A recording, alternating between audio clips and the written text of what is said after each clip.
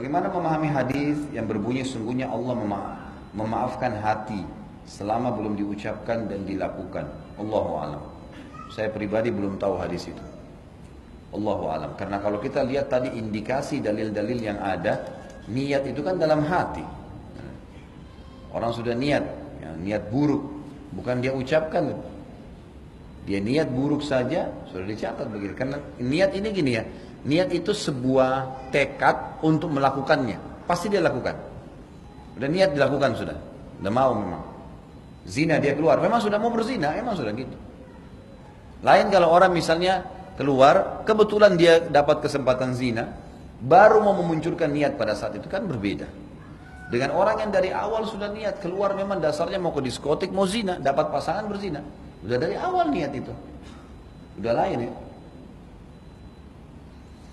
Ustaz, bolehkah mengucapkan niat ketika mau sholat atau wudhu seperti nawaitu?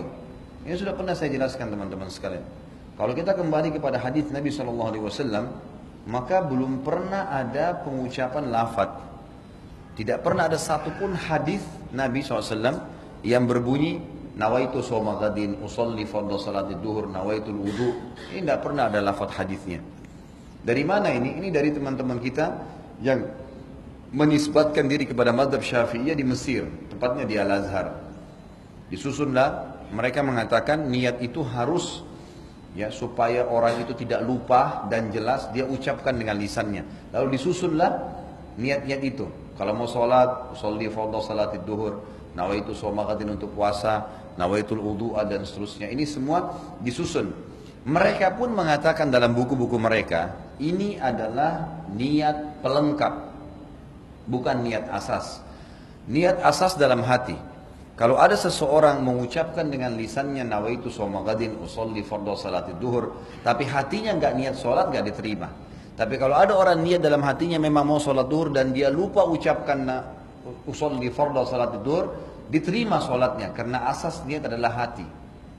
Ini pendapat yang menisbatkan diri kepada Syafi'iyah, adanya niat dengan lisan tapi itu pelengkap, bukan itu asas. Bukan itu asas gitu kan. Kalau jumhur ulama, Imam Ahmad, Imam Malik, Imam Abu Hanifah mengatakan tidak ada niat kecuali dalam hati. Seperti contoh, Bapak Ibu tadi mau sholat isya, begitu iqamah kita berdiri di shaf. Bukankah dalam hati kita sudah niat mau sholat isya? Kan tidak mungkin sholat maghrib, nggak mungkin sholat subuh, nggak mungkin. Sama pada saat kita berdiri di shaf belakang jadi makmum, ada imam, kita di belakang, bukankah sesuatu niat jadi makmum? Bukankah tadi imam kita pada saat maju di tempat imamnya dia sudah niat mau jadi imam dalam hatinya? Ya itulah niat sholat. Dia tidak perlu mengatakan makmuman, imaman. Yang sudah jelas-jelas jadi makmum dia. Sudah jelas-jelas dia begini. Dia mau sholat duha. Dia berdiri mau sholat duha. Tidak mungkin dia niat sholat duhur. Itulah niatnya. Dan ini yang dikatakan oleh para jumhur ulama. Bahwasanya niat tidak perlu dengan lafaz. Karena belum pernah ada dinukil dari Nabi SAW seperti itu. Satu-satunya yang disebutkan dan didengarkan oleh para sahabat. Itu adalah waktu Nabi SAW menyebutkan niat haji dan umrohnya. Itu pun ada sebagian ulama yang mengatakan itu bukan niatnya, itu termasuk dalam talbiyahnya. Dia bilang mengatakan labbaik Allahumma umratan. Ya Allah aku niat aku menjawab panggilan umrahmu. Labbaik Allahumma hajjan, ya Allah saya jawab panggilan hajimu, gitu kan. Jadi Allahu alam, yang saya melihat pribadi, saya melihat dari apa yang telah dituliskan para ulama ini, kita kembali kepada jumhur ulama yang mengatakan tidak ada lafaz niat karena dalam pemahaman pun ini bukan dari Imam Syafi'i ya, dari pengikut Imam Syafi'i yang datang setelahnya. Ya. Karena Al-Azhar ini ada jauh setelah Imam Syafi'i. Jauh. Imam Syafi'i tahun berapa? Tahun 204 meninggal dunia, gitu kan. Sementara Al-Azhar ini ada tahun berapa gitu. Ya. Jadi sudah jauh. Makanya datang pengikut-pengikut yang menisbatkan diri lalu kemudian memasukkan dalam sebuah madhab. Allahu a'lam.